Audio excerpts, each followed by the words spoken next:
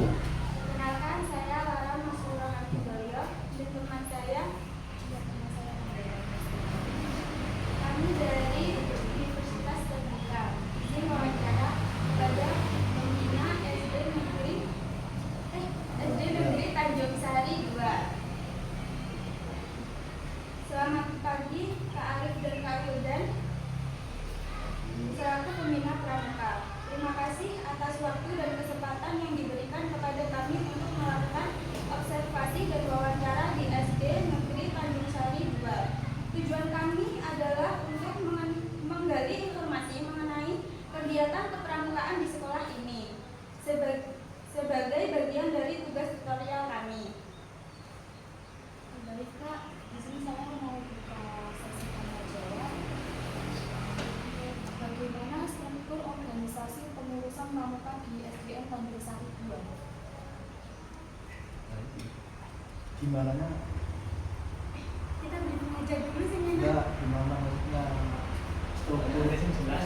strukturnya itu kan apa, menjelaskan bagian, apa tugas, atau bagaimana yang dimau struktur itu?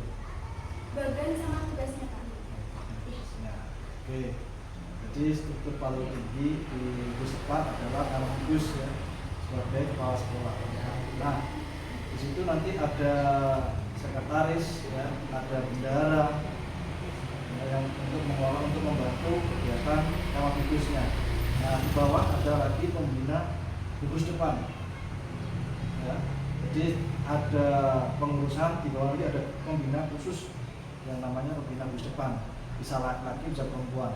Nah, setelah di bawahnya pembina gugus depan itu ada Dewan Kehormatan, tapi secara struktural Dewan Kehormatan ini tidak masuk dalam garis perintah, tapi hanya koordinasi sebagai saran ya, antara pembina dengan majelis ya. Jadi turun lagi ke bawah ada pembina Satuan Putra, yaitu pembina yang khusus menangani peserta didik yang putra, dan satu lagi pembina Satuan Putri ya, jadi yang menangani anak putri. Nah, di bawah lagi sebenarnya ada, kalau di Penggalang itu ada Dewan Galang atau secara pengurusan kecil dari anak-anak, tapi karena ini di SD masih belum ada ya, belum ada Dewan Galang, tapi setelah langsung ditangani oleh pembina Satuan Putra dan Putri tadi ya. Jadi di bawahnya itu langsung anggota Gerakan Pramuka, yaitu seluruh warga sekolah ya. Saya lanjut untuk pertanyaan kedua. Apa saja jadwal kegiatan pramuka yang rutin dilaksanakan di sekolah ini?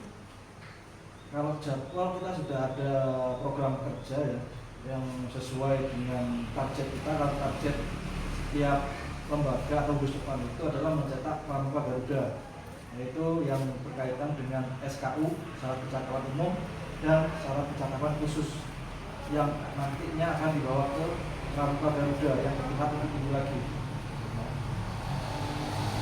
Jadi tidak ada, kalau tanya speknya minggu ini omnya apa, kita sesuai dengan SKU. Kita dengan SKU, jadi anak-anak pelatihan dengan sesuai dengan SKU tadi. Jadi tidak ada waktu khusus untuk SKU, langsung jadi SKU belajar sambil melakukan tes SKU-nya. Ini saya lanjut untuk pertanyaan yang ketiga. Kegiatan kepramukaan apa saja yang bersifat rutin dan non-rutin di SDN Tanjung Sari? Yang non rutin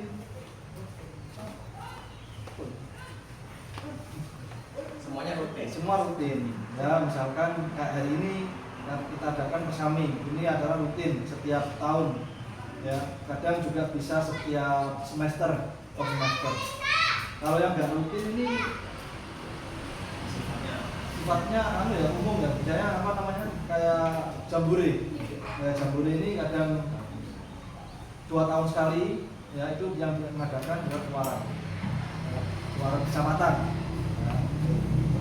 Kadang juga ganti lagi agendanya, kadang nggak jambore, kadang juga prestasi ataupun kegiatan-kegiatan yang lain, dia pinru ataupun itu kita menyesuaikan dengan keluaran. Baik, saya lanjut pertanyaan keempat. Bagaimana ketersediaan sarana dan prasarana untuk mendukung kegiatan pramuka di sekolah ini? Kalau sarana saat ini masih belum terpenuhi ya, karena satu jumlah siswa kita masih belum maksimal ya, jadi kita masih sambil jalan sambil melengkapi ya, secara pelan-pelan.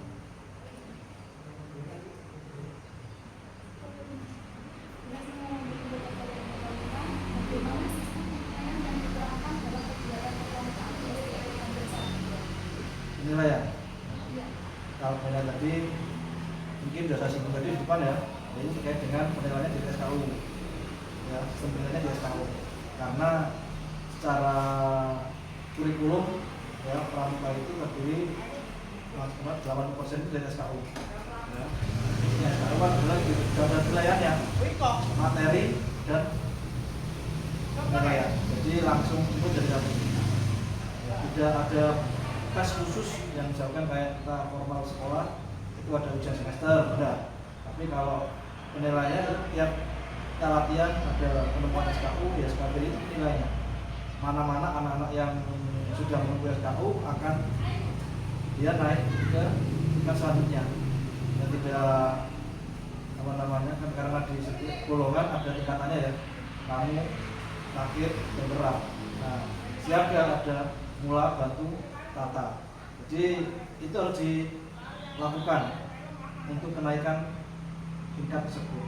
Dan itu secara timbangan mudah, sedang, agak berat. Ya. Jadi ada tingkatannya masing-masing. Ya. Jadi karena di SD itu ada dua golongan, siaga dan penggalang. Karena penggalang itu hanya penggalang ramu, ya, hanya ramu, maka jenjang. Yang dua jenjangnya nanti dilanjutkan di SMP. Kalau yang siaga itu mulai dari 3 golongan tadi itu dilaksanakan semua. Saya akan lanjut pertanyaan keenam. Prestasi apa saja yang telah diraih oleh kegiatan pramuka di sekolah ini?